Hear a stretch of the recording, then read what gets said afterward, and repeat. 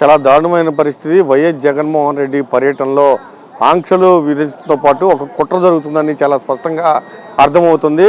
అంబటి రాంబాబు పై తెలుగుదేశం నాయకుల దాడి, ఆయన ఇంటిపైన, ఆయన కార్యాలయం పైన, ఆయన వాహనాలపైన దాడి చేశారు 4 రోజుల క్రితం. అయితే వైఎస్ జగన్మోహన్ రెడ్డి ఆ కుటుంబాన్ని పరామర్శించడానికి వస్తూ ఉన్నారు. ఈ నేపథ్యంలో రాత్రి నుంచి పోలీసులు హడావిడి చేస్తున్నారు. పూర్తిగా వైఎస్ఆర్ కాంగ్రెస్ పార్టీ నాయకులందరికీ నోటీసులు ఇస్తున్నారు. కొంతమందికి వాట్సాప్లో నోటీసులు పంపిస్తున్నారు, కొంతమందికి ఫిజికల్గా ఇస్తున్నారు, కొంతమందికి ఇంటి గోడకు అంటించి నోటీసులు ఇచ్చి వెళ్ళిపోతున్నారు. మనతో లేళ్ల అప్పిరెడ్డి ఉన్నారు. సార్, మీకు కూడా నోటీస్ అంటించి వెళ్ళిపోయినట్టున్నారు. వైఎస్ జగన్మోహన్ రెడ్డి పర్యటనలో పాల్గొకుండా ఎందుకు ఇలా కుట్ర చేస్తున్నారు అనుకుంటున్నారు?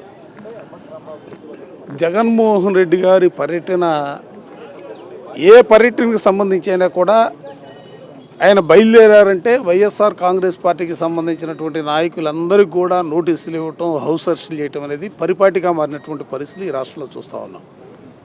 అసలు ఏంటి దౌర్భాగ్యం అని అడుగుతా ఉన్నా. దాడికి గురైనటువంటి అంబటి రాంబాబు గారి కుటుంబాన్ని పరామర్శించాలనే ఆలోచనతో ఆయన ఇవాళ గుంటూరుకు వస్తూ ఉంటే నోటీసులు ఇస్తారా?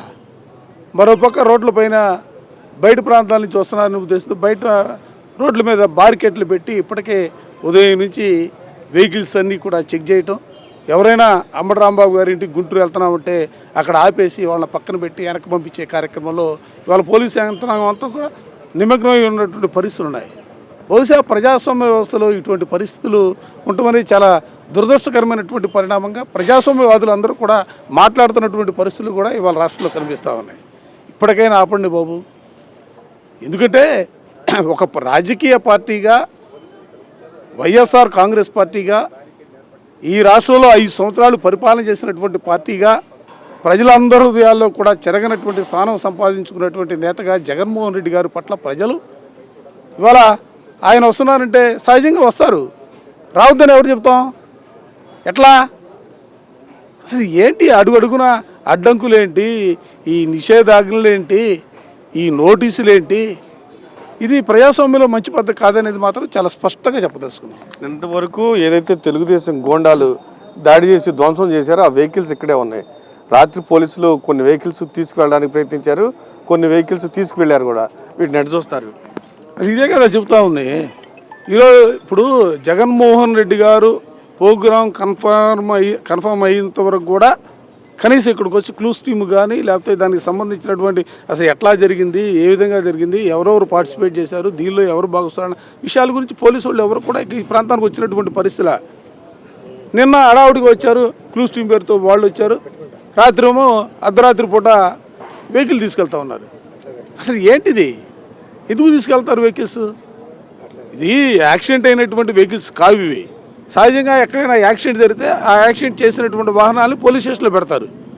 ఇక్కడ దాడికి గురైనటువంటి వాహనాలు సైతం కూడా పోలీస్ స్టేషన్లు తీసుకెళ్తున్నారంటే డాక్టర్ బిఆర్ అంబేద్కర్ గారి రాజ్యాంగం ఈ రాష్ట్రంలో అమలు చేయట్లా.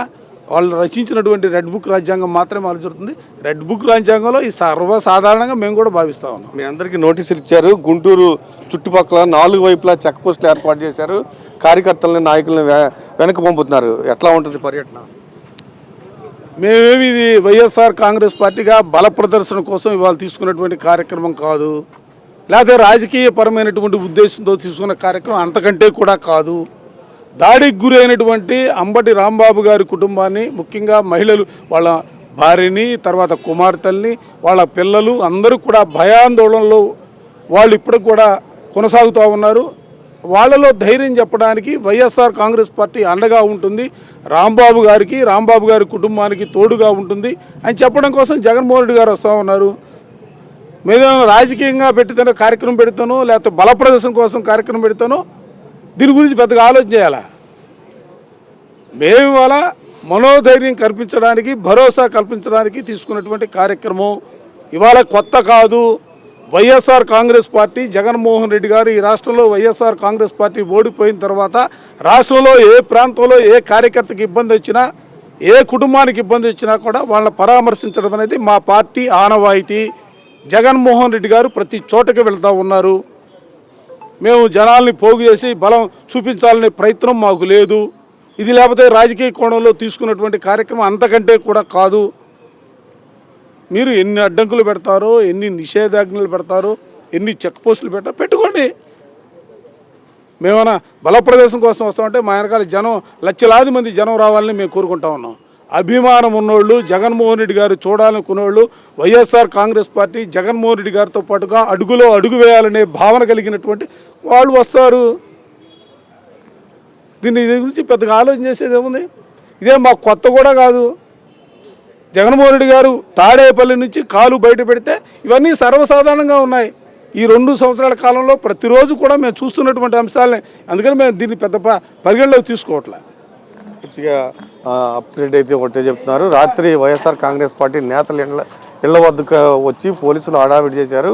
పూర్తిగా అందరికీ నోటీసులు ఇస్తున్నారు. అయితే ఖచ్చితంగా ఇది బల ప్రదర్శన కాదు, ఇది అంబటి రాంబాబు కుటుంబ సభ్యులను పరామర్శించడానికి వైఎస్ జగన్మోహన్ రెడ్డి వస్తున్నారు. కాబట్టి ఖచ్చితంగా పెద్ద ఎత్తున వైఎస్ జగన్మోహన్ రెడ్డి ఆయన్ని అభిమానించే కార్యకర్తలు కానీ, సానుభూతి పరులు కానీ, పార్టీ నాయకులు కానీ ఖచ్చితంగా వస్తారని కూడా చెప్తూ ఉన్నారు.